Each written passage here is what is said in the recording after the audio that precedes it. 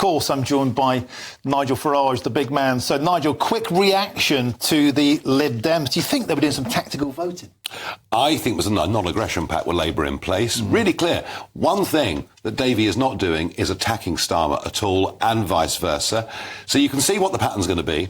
You know, in Surrey constituencies, places like that, Jeremy Hunt's seat, for example, you know, Labour will put in almost zero effort, leave it to the Lib Dems, and it'll go the other way in parts of the East and West Midlands, I suspect. So that's pretty clear. I mean, look, I have to say, I think Sir Ed Davey is one of the least inspiring political leaders I've ever seen. Mind you, there is some competition around these days. But despite that, they'll probably get a low percentage of the overall vote, but they might up their seats quite considerably. And they'll be going for those Tory Shire seats, of course, the NIMBY seats. Well, GBNews political correspondent Catherine Forster spoke with Sir Keir Starmer earlier on about how the Labour Party are going to tackle the current Channel crisis.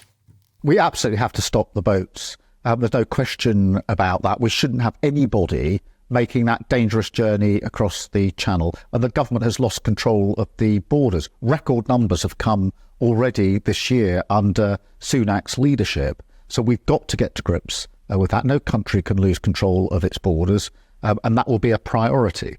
I think that the first thing we need to do is to smash the gangs that are running the vile trade and putting people in boats in the first place. Okay, Nigel, before we move on to that explosive interview with Trevor Phillips, any reaction there to Sir Keir Starmer talking tough on stopping the boat? Yeah, we've been trying to smash the drugs gangs now for decades.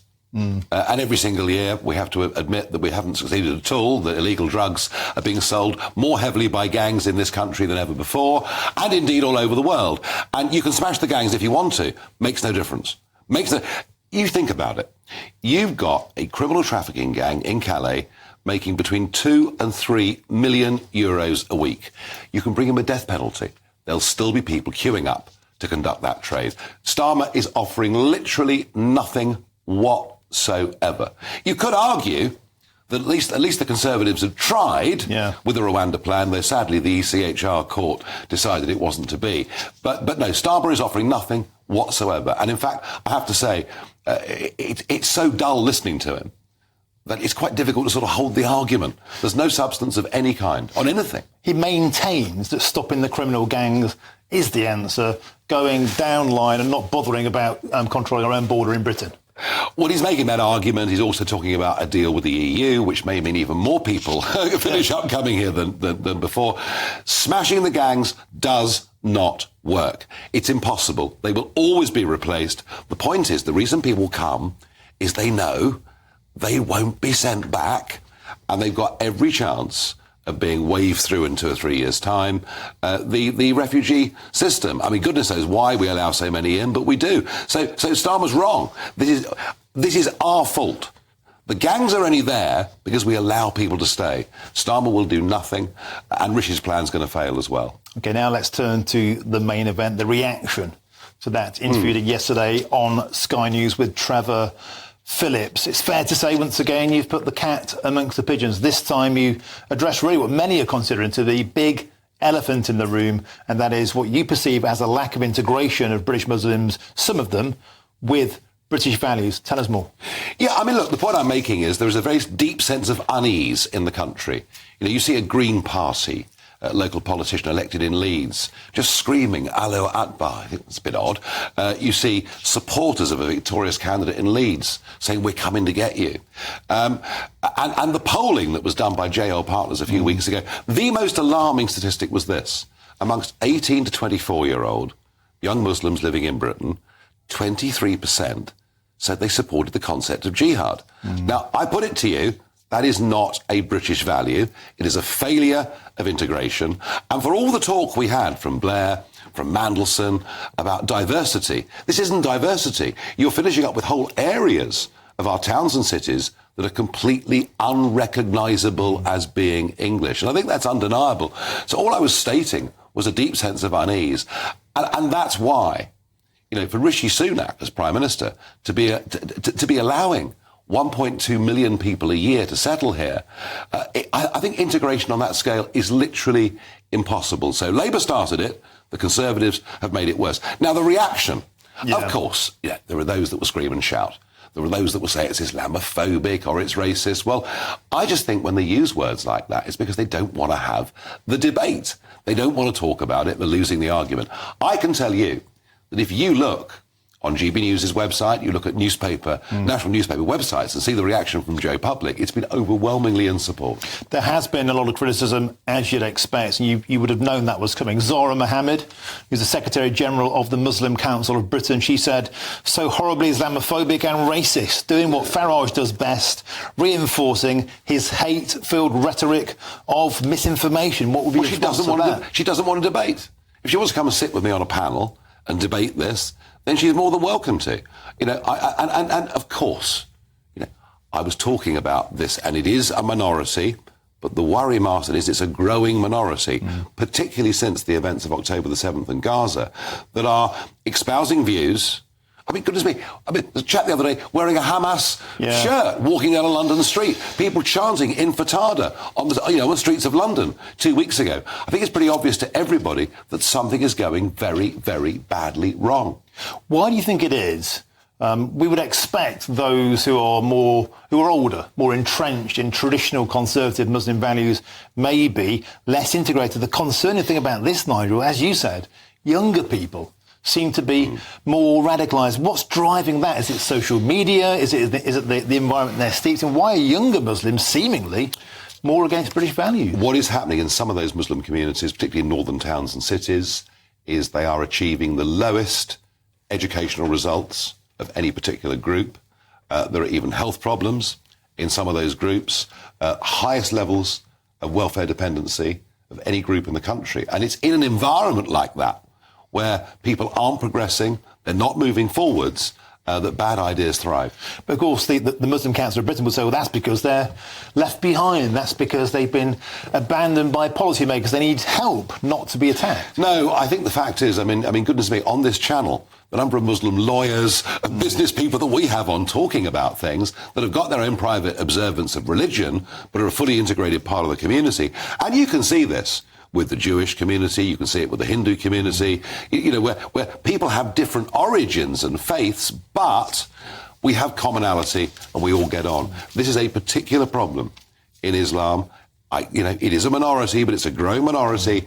And if we don't talk about it, we're going to finish up with sectarian politics, with people voting along religious lines in a very big way. And I'm old enough to remember what sectarian politics did in Northern Ireland. I don't want to see anything like that in England.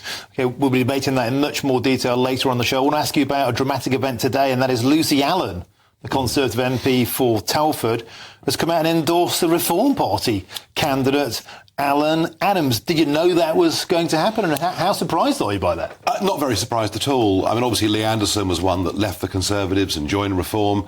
There are dozens of Conservative MPs who agree with Reform's agenda far more than their own. They know that Rishi won't stop the boats. They know that the Conservatives have lied, and I mean lied, in every single manifesto since 2010 about legal migration, which has now reached these record numbers. So there's a lot of disaffection in that wing of the Conservatives, and I wouldn't be surprised if there weren't more Lucy Allens in the next couple of weeks. She's been suspended from the party. You're expecting her membership to be terminated? Should be persona non grata? Should be put out to seed? I wouldn't think Lucy Allen would really care, because, she stood and was elected for a Conservative party that she believed in, and she, like millions of us, feels betrayed by them. And she's calling Alan Adams the next Member of Parliament for Telford. Do you think she'll campaign or help fundraise even? Well, it does sound like it, doesn't it? It does sound like she's absolutely foursquare behind the Reform candidate, who I don't know, but I believe is a very, very good chap. Look, the fact is, we're in a bizarre situation. The vast majority, 70% of Conservative voters want pretty much a freeze on immigration, or numbers down to very, very low numbers. And what they've got is a government giving us 750,000 a year. And I mentioned yesterday in that Trevor interview that my really biggest part of the interview, we are living through a population explosion caused by British politicians that is damaging the quality of life of every single person in this country. We are becoming poorer because of it. Our lifestyles, we can't get GP appointments, our kids can't get houses. And just think about this. even if you go for the net figure, not the gross, it's a migrant a minute. A migrant a minute coming into this country under a Conservative government, far more than even Tony Blair gave us years ago. You know, we've got to provide a new house, a new dwelling, one every 2 minutes, just to cope with this influx. It is impossible. And I think for far too long, Tory and Labour have done their best not to talk about this. They've no intention of discussing this in a general election. And that's why I'm helping Richard Tice. We need to have this debate. And frankly, they need to be held accountable. And talking of which, tomorrow morning, you're at Dover. You're having a Reform Party press conference. Dover, of course, talismanic in the illegal immigrants arriving. But also, you seem fully square behind the idea of making this an immigration election. Can you give us a sneak preview of what we might expect to hear at Dover tomorrow? 4 years ago, I was going out into the English Channel, filming small boats coming, predicting that if we didn't deal with it, you may as well put a sign on the White Cliffs of Dover, everyone welcome. And I said there would be an invasion. I was called all the names under the sun for daring to use that word. Well, since that time, 3,800 boats have come. 125,000 people have come. Most of them young men, undocumented young males. I think that poses a very serious potential security risk to this country, particularly in the wake of what's happened on October the 7th and what is going on in Gaza. And I'm going to expose tomorrow the fact that Rishi can't stop the boats. Starmer hasn't got a clue. I shall put down tomorrow exactly what we need to do to succeed in the way that Tony Abbott did when he was Prime Minister of Australia and stop the boats coming from Indonesia. Operation Sovereign Borders, of course, was the only big success on this issue anywhere ever on the planet. Finally, there's all talk of a Blair-style wipeout. How bad, how severe do you think the forest fire is going to be that hits the Conservative Party and the child remains that are left, Nigel? Are you going to help in some way try and rebuild conservatism in Britain? Well, not under this Conservative Party leadership. I mean, they've absolutely burnt the house down. They've lost trust. They've lost faith. They are, I mean, really, people's feelings towards the Conservative Party, particularly these 2019 voters who perhaps had never voted for the party before, are unrepeatable. Live on air, ahead of the watershed, people are very, very upset. I don't know how bad the loss is going to be, but I just sense that the Sunak campaign thus far is a disaster. He talks about bold leadership, but he looks like a frightened rabbit. And even the National Service Pledge, when you start to unpick it, only applies to 30,000 people a year. That would be 1 in 26 of the 18-year-olds in this country. The rest will be asked to do just 25 hours a year of voluntary service. None of it's working. And I think they're in danger, actually, of spiralling downwards. And where do you think those 30,000 might live? The Bibi Stockholm? RAF Scampton? Well, I've absolutely no idea. And who would train them? Yeah. Given that the British Army has gone from 100,000 men to 75,000 men, morale's at an all-time low, you couldn't do any form of national service without a massive increase in the army.